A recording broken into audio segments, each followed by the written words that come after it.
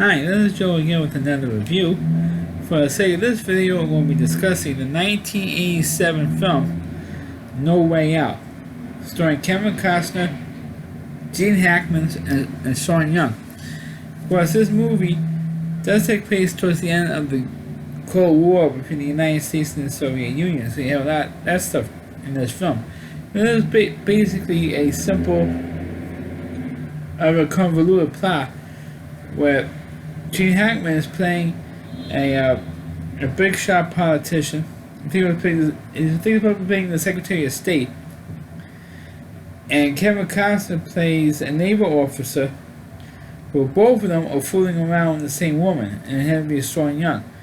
But in the case of Gene Hackman, he is actually paying her to be with him and public events. And Kevin Costner happens to be the one who actually was in love with Sean Young's character, and they were actually fooling around. Well, quite early on in the film, within like 20 to 30 minutes of the movie, Sean Young's character gets killed, and Gene Hackman was the one who kills her, and you see it.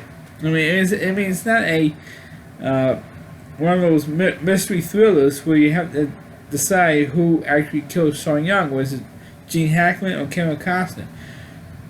That is not this type of that is not what happens in this movie, I should say. What happens is that Gene Hackman found out that Sean Young was seeing another guy, and Gene Hackman got jealous of it, and they had it out, and Gene Hackman pushed Sean Young over the balcony of the staircase there, or the railing of the staircase, and she falls to her death. And so Gene Hackman comes up with this bullshit story, or his assistant. The two of them come up with this bullshit story saying, "Oh, this Russian spy Yuri was the one who killed Sean Young," and then they found out that Sean Young was actually seeing somebody else, but they come up to believe that she was seeing this Russian guy, and so the whole FBI, the CIA is looking for this Russian guy. And meanwhile, Kevin Costner knows that, hey, they could be trading around on me because I was the one who was seeing her. So Kevin Costner's character was trying to dodge and weave and trying to block attempts to frame him. And it looked like that he was going to get framed for this because they did find out that he was the one who was seeing.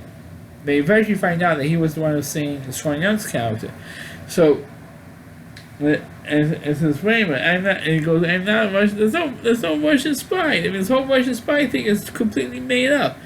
And he's saying this is because I'm the one who was seeing the girl. So I'm not a Russian. So he goes, I'm not a Russian spy. I'm a naval officer. I'm not a Russian spy. And then meanwhile, they found out that the way the whole thing transpired, they eventually blamed Gene Hackman's assistant of killing the girl.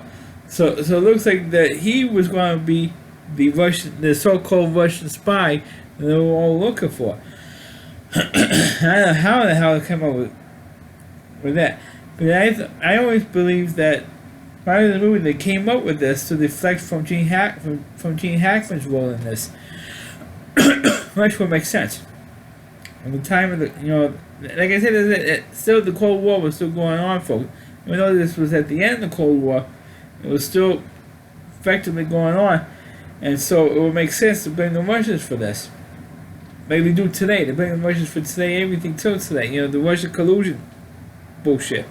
So anyway, it finds out that Gene Hackman's assistant. When he realizes that he's the one who's going to get blamed for it, and they realize that, questioning him if he could be the so-called Russian spy, the guy decides to kill himself. Remember, after all this nonsense is over, Kevin Costner gets questioned, and you think he's being questioned by the FBI or the CIA or for the whole Russia connection, but meanwhile. Here's a major plot twist, folks. and you could almost see this. You could almost kind of see this coming. That Kevin Costner was actually the Russian spy the whole time. He was the Russian spy. It was this Yuri character that they were looking for. He was the Russian spy. Major spoiler for those of you who did not see this movie. I know it's a major spoiler, but that's what happened in this movie. He was actually talking to the KGB at the end of this movie, and not the FBI or the CIA or any U.S. government agency. It was actually talking to the KGB operatives in Washington D.C., which was kind of like an interesting twist. It would be more of an interesting twist if Gene Hackman was the guy who actually killed Sean Young to be the Russian spy. But unfortunately, it didn't work out that. And then they made Kevin Costner the Russian spy. But which was kind of made an interesting little plot twist there. But that's pretty much how this movie ends, with the reveal that Kevin Costner was the Russian spy. But as a movie, it was kind of like convoluted.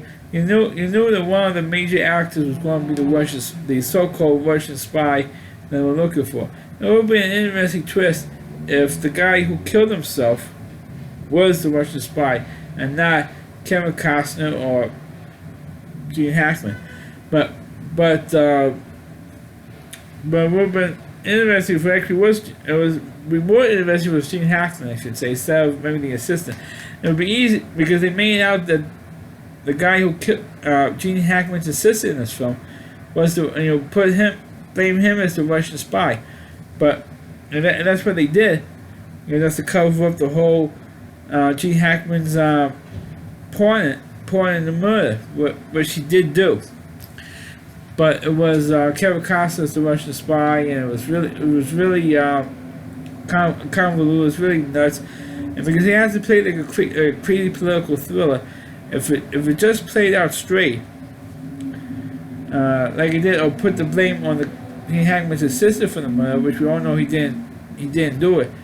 That would be better. But the whole subplot, the whole Russian spy thing, I thought it was just a stupid political plot twist for a movie of this type. I mean, I don't think you needed that on the Russian spy bit in this film. I feel you didn't need it. And that'd be a good enough thriller with Gene Hackman and Kevin Costner going at it. That was an interesting enough thriller as it was, but no, they had to throw in the whole Russian thing. It's kind of like, makes the movie even crazier than it actually was.